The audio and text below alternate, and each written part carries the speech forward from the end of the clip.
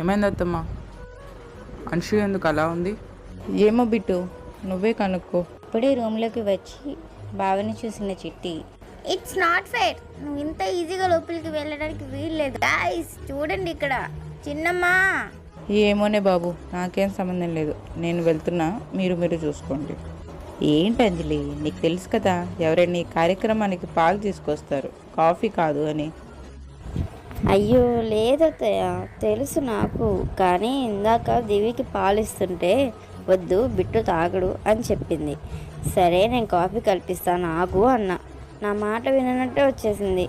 మళ్ళీ మీరు పాలు తీసుకెళ్ళలేదని అడిగారు. నేను సమాధానం ఇచ్చేలోపే మీరు పాలు తీసుకొని వచ్చేసారు. ఈ డిస్కషన్ జరుగుతూ ఉండగానే మా కజిన్స్ అందరూ రూమ్లోకి వచ్చారు. సరే సరే, ఏదో అయిపోయిందిలే, కానీ ముహూర్తం సమయం అవుతుంది, అందరం బయటికి వెళ్దాం పదండి. మా కజిన్స్ అందరూ ఒక్కసారిగా అది కాదు చిన్నమ్మ. మా బావ వాళ్ళ వైపు ఒక్క చూపు చూశాడు. మా కజిన్స్లో ఒకడు సరేలే ఇక చేసేదేం లేదు పదండి వెళ్ళిపోదామని అందరినీ తీసుకెళ్లే ప్రయత్నం చేశాడు. Okay enjoy, have a great night అని నవ్వుకుంటూ వెళ్ళిపోయారు. నాలో నేను అనుకున్నా, ఏం ఎంజాయో ఏమో కానీ తెలుసుకోవాల్సినవి చాలా ఉన్నాయి, ముందు అవైతే తెలుసుకొని అనుకున్నా. బావ వెళ్ళి తలుపులు వేసి గడి కూడా పెట్టి నా వైపు వస్తుండగా ఒక్కసారిగా అంతా నిశ్శబ్దం అయిపోయింది.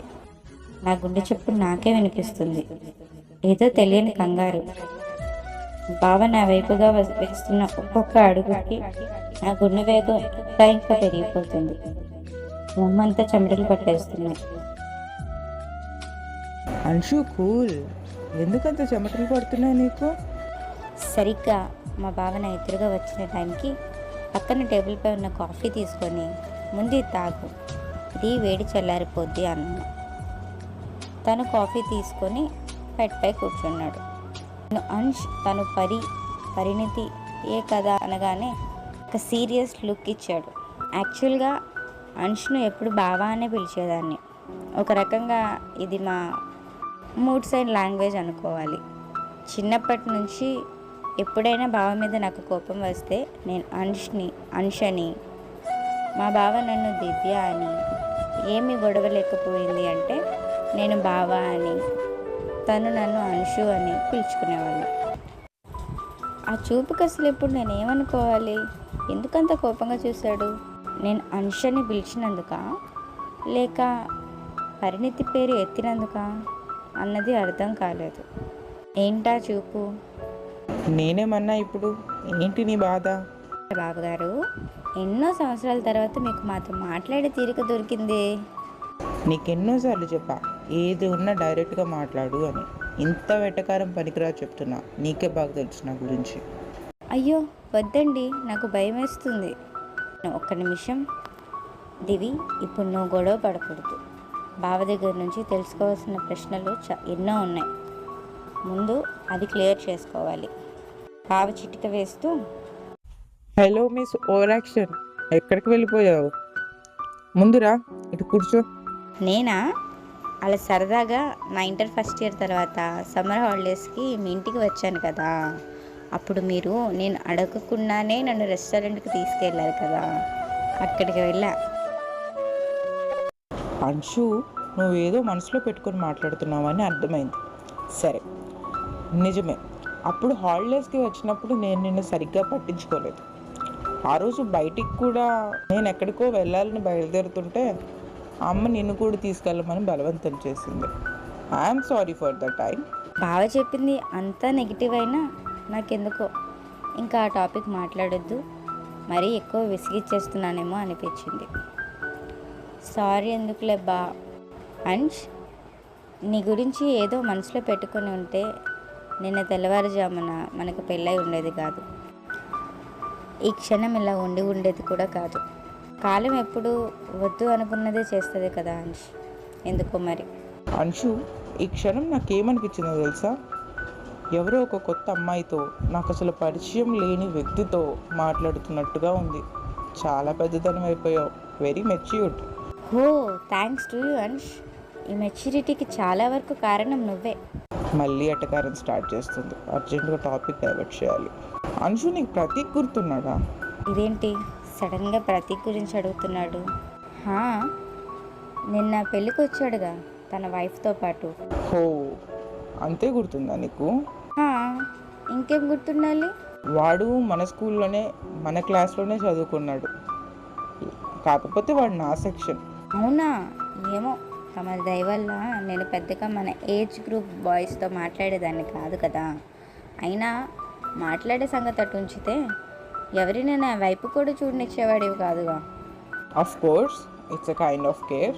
ఫస్ట్ నుండి కాదులే కానీ మన 6th క్లాస్ అప్పుడు అనుకుంటా మన స్కూల్లో జాయిన్ అయ్యాడు. జాయిన్ అయిన కొన్ని రోజులకే చాలాసార్లు గమనించా వాడు ఎక్కువగా నీ చుట్టుపక్కల తిరుగుతూ ఉన్నాడు.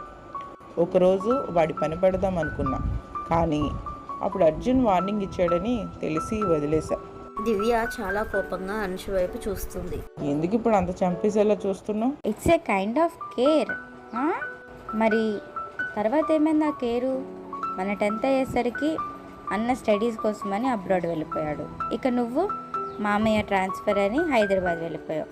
నన్ను ఒక్కదాన్నే చేసేసారు. ఓ మిస్ డిప్రెషన్, ఒక్కదానివే అంటావే? నీ బెస్ట్ అండ్ థిక్కెస్ట్, నీ తిక్కకి తగ్గ ఫ్రెండ్ శ్రీజాక్షరి ఉందిగా. శ్రీజాక్షరి అంటే గుర్తొచ్చింది. తను రాలేదేంటి? నిన్న రాలేదు, ఇవాళ కూడా కనపడలేదు. ఏమో నాకు తెలియదు, వస్తుందని అనుకున్నా. తనకి పెళ్ళి అయిపోయిందిగా, బహుశా వాళ్ళ హస్బెండ్ పంపించలేదేమో. వస్తారు అనుకున్న వాళ్ళు రాలేదు, అసలు వస్తారు అని ఎక్స్పెక్ట్ చేయని వాళ్ళు పెళ్ళికి బంతికి కూడా వచ్చారు. వస్తారనుకున్న రాని వాళ్ళు ఈ శ్రీజాక్షరి అనుకుందాం, ఎక్స్పెక్ట్ చేయని వాళ్ళు ఎవరు? అయినా ఎవరైనా పెళ్ళికి రాకూడదని ఎందుకు ఎక్స్పెక్ట్ చేస్తావు నువ్వు? నేను ప్రతీక్ గురించి చెప్పేద్దాం అనుకున్నా. చెప్పేలోపే ఇంతలో ఎవరో మా గది తలుపు కొట్టారు. నేను వెళ్ళి చూస్తా అని బావ వెళ్ళి తలుపు తీశాడు. చూస్తే అక్కడ ఎవరూ లేరు. ఇది ఖచ్చితంగా మా కజిన్స్ పని అని అర్థమయ్యే వీళ్ళ సరదాలు అని బాగా చిరాగ్గా తలుపు మూసి లోపలికి వచ్చి మళ్ళీ బెడ్పై కూర్చున్నాడు. దివ్యాంశ్ సైలెంట్గా కూర్చొని ఏదో ఆలోచిస్తూ, ఎక్స్పెక్ట్ చేయని వాళ్ళు పెళ్ళికి వచ్చారు అంటే పరిణితి గుర్తొచ్చింది.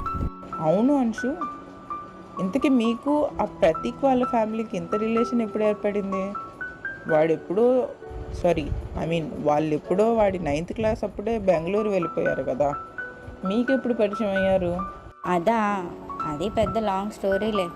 అయినా వాళ్ళు మన 9th బెంగళూరు వెళ్ళిపోయారని నీకెలా తెలుసు? అంటే నీకు గుర్తుందో లేదో, మన 7th అప్పుడు అర్జున్ బావ వాడికి వార్నింగ్ ఇచ్చాడు. తర్వాత అర్జున్ బావ ఇంటర్ జాయిన్ అయ్యాడు.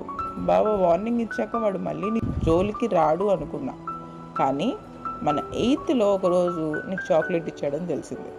వీడు చాక్లెట్ ఇచ్చాడంటే ఎందుకో అసలు తీసుకోలేకపోయా, చాలా కోపం వచ్చింది. చాలా గట్టిగానే కొట్టాను వీడిని, గుర్తుందా నీకు? అందుకేనా ప్రతీక్కి బావంటే అంత భయం? గుర్తుంది. అంటే అది ప్రతీక? తర్వాత మళ్ళీ ఎవరికో వార్నింగ్ ఇచ్చాను అన్నావు కదా. ఆ అదృష్టవంతుడు కూడా వీడే. అప్పుడు కొట్టిన తర్వాత వాడిని మళ్ళీ యాన్యువల్ ఎగ్జామ్స్ అప్పుడే చూసా. 9thలో రాలేదు, ఎందుకా అని కనుక్కుంటూ తెలిసింది వాళ్ళు బెంగళూరు షిఫ్ట్ అయిపోయారు అని. మళ్ళీ వీడినే మన 10th ఎగ్జామ్స్ అయిపోయిన తర్వాత చూసా. అది ఎక్కడో కాదు, మన ఇంటి పక్కనుండే శ్రీజాక్షరి వాళ్ళ ఇంట్లో. మారుంటాడులే, నీ వైపు చూడడులే అని వదిలేసా. అసలే ఒక పక్క డాడీకి ట్రాన్స్ఫర్ అయిందని వైజాగ్ వదిలేళ్ళాలన్న బాధలో ఉంటే వీడు మళ్ళీ సైకిల్ మీద నీ చుట్టూ చక్కర్లు కొట్టడం చూసా. వాళ్ళ పేరెంట్స్ కళ్ళ ముందే వాడికి గట్టిగా వార్నింగ్ ఇచ్చేసి వచ్చా. నాలో నేను పాపం ప్రతీక్ నా కోసం 3 సార్లు కాదు 4 సార్లు మా వాళ్ళతో మాట్లాడిపించుకున్నాడా. ఇంకేంటి అంశు, నీకు గుర్తుందా? ఒకటి నీకు ప్రపోజ్ చేశాడని తెలిసి వాడిని నేను ఎలా టీచర్తో కొట్టించాను? ఎలా మర్చిపోతాను? ఎప్పుడు పెద్ద రౌడీవి నువ్వు. నాకు తెలిసి నువ్వు చేసిన అన్ని అల్లరి పనుల్లో ఇదే హైలైట్. నీ నోట్బుక్ నువ్వే చింపుకొని వాడి చింపాడని అబద్ధం చెప్పి టీచర్తో మామూలుగా కొట్టింగ్ ఇప్పిలా, కానీ ఆ నోట్బుక్ మన ఇద్దరం కలిసి మళ్ళీ కంప్లీట్ చేసాం. Yes, that was the best time ever. ఆ మూమెంట్స్, ఆ టైం వేరు. చాలా సరదాగా గడిపాం. అయినా నన్ను రౌడీ అంటున్నావు? నువ్వే మన తక్కువ తల్లి. నాకు ఏ అమ్మాయినా ప్రపోజ్ చేయాలనుకుంటే చాలు, కావాలని వాళ్ళని నువ్వే దగ్గరుండి తీసుకొచ్చి బాగుందా బావా, నిన్ను లవ్ చేస్తుందంట అని నాకు బాగా కోపం తెప్పించేదానివి. మళ్ళీ వాళ్ళని పక్కకు తీసుకెళ్ళి చాలా గట్టిగానే తిట్టేదాన్ని అనుకో. అవును మరి, నా బావని లవ్ చేస్తున్నా అంటే ఊరుకుంటానా అంటూ ఒకరినొకరు చూసుకుంటూ ఒకసారిగా మా గతంలోకి వెళ్ళిపోయాం. బావ నా దగ్గరగా జరిగి తన చెయ్యి నా మొహం మీదుగా తెస్తూ ముందుకు వచ్చాడు. నా కనులు మూస్తూ ఈలోపే కరెంటు పోయింది. కరెంటు పోగానే నేను బావకి దూరంగా వచ్చేసి కిటికీ దగ్గర నుంచున్నా. ఎందుకంటే నాకు ఆ సమయంలో పరిణితి గుర్తొచ్చింది. సేమ్ టైంలో నేను మా బావ మేమిద్దరం ఒకప్పుడు ఎలా ఉండేవాళ్ళమో అన్నీ గుర్తుకు వచ్చాయి. చాలా రోజుల తర్వాత నాకు అంష్ని బావ అని పిలవాలనిపించింది. అప్పుడే బావ